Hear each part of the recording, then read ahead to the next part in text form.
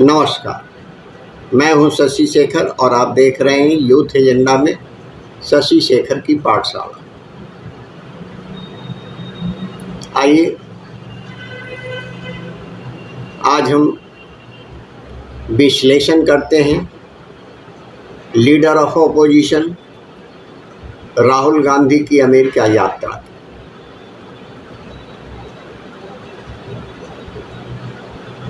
चीन में नहीं है बेरोजगारी और अमेरिका में लोकतंत्र बम बम।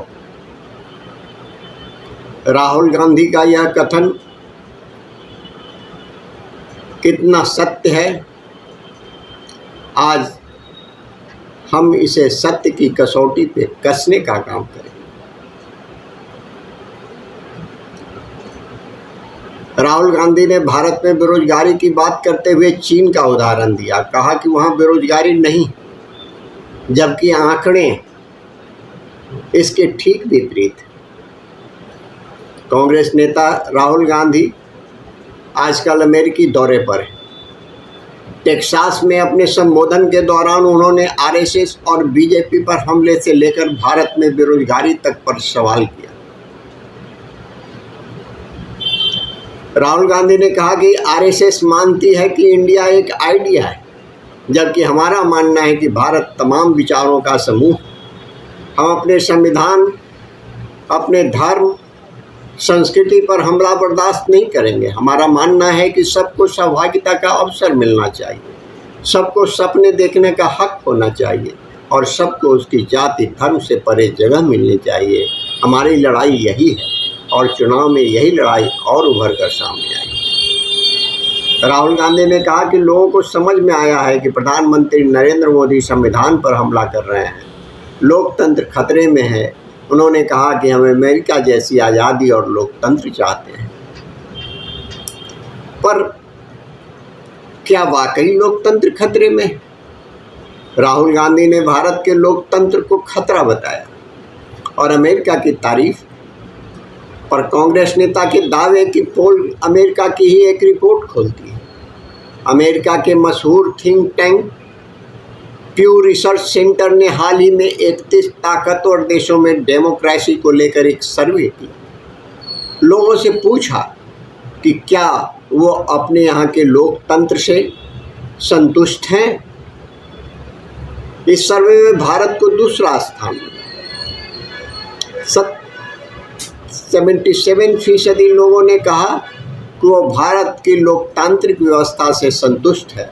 न तो संविधान खतरे में है और न ही लोकतंत्र। जबकि इसी सर्वे में महज 31% अमेरिकी नागरिकों ने कहा कि वो अपनी डेमोक्रेसी से खुश है और 68% ने कहा कि वो खुश नहीं है।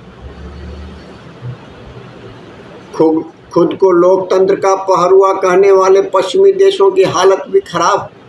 इसी सर्वे में ब्रिटेन की 60% आबादी ने कहा कि वो अपने यहाँ के लोकतंत्र से असंतुष्ट है। इसी तरह फ्रांस के 65%, इटली के 67%, स्पेन के 68%, ग्रीस के 78% लोग डेमोक्रेसी से असंतुष्ट हैं। क्या वाकई चीन में बेरोजगारी नहीं है? राहुल गांधी ने अपने संबोधन में भारत की बेरोजगारी का जिक्र करते हुए कहा कि नौजवान खाली भटक रहे हैं। उन्होंने चीन और वियतनाम जैसे देशों का हवाला देते हुए कहा कि वहाँ बिल्कुल बेरोजगारी नहीं है, लेकिन आंकड़े इसके ठीक विपरीत। आंकड़े की माने तो चीन के हालिया बेरोजगारी आंकड़ों पर नज़र डालें तो उनकी हालत पतली। जुलाई 2024 में बेरोजगारी दर 17.4% थी। थोड़ा पीछे चलते हैं, साल 2022 की वर्ल्ड बैंक की रिपोर्ट पर नज़र डालें तो भारत में बेरोजगारी दर 4.8% थी, जबकि चीन में 5%। 2023 में भारत में बेरोजगारी 4.2% थी तो चीन में 4.7% थी।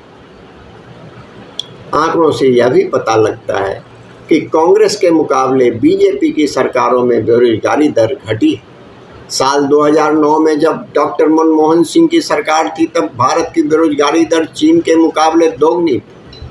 2009 में भारत की बेरोजगारी दर 8.4%, तो चीन की 4.7%।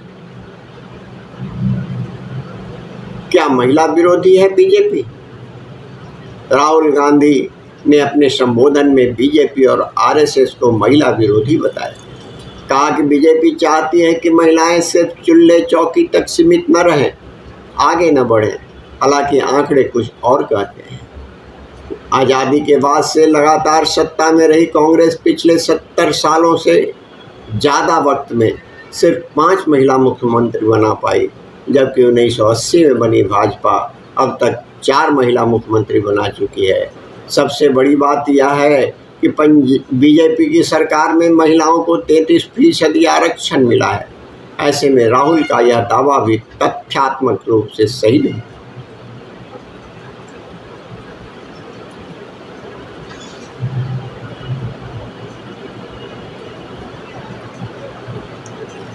सिर्फ नैरेटिव के लिए हमले, कुछ भी कह दिए बिना कुछ सोचे समझे। राहुल गांधी ने कहा कि आरएसएस समाज को बांटने का काम कर रही है। आरएसएस के विचारक राजीव तुली कहते हैं कि संघ हमेशा कहता रहा है कि भारत एक राष्ट्र, उसे जाति, धर्म, पंथ और संप्रदाय में नहीं बांटा जा सकता। राहुल तथ्यों को गलत तरीके से पेश कर रहे हैं। वह कहते हैं कि राहुल ने अपने संबोधन में यूनियन ऑफ स्टेट्स का हवाला दिया। इसके पीछे अर्बन पर्सपेक्टिव आइडिया है जो CPI-ML देती है। इस आइडिया की जड़ में यह है कि भारत एक देश नहीं बल्कि कई देशों अथवा राज्यों का समुच्चय, और इसको सोवियत यूनियन की तरह विखंडित हो जाना चाहिए। यह सीधे सीधे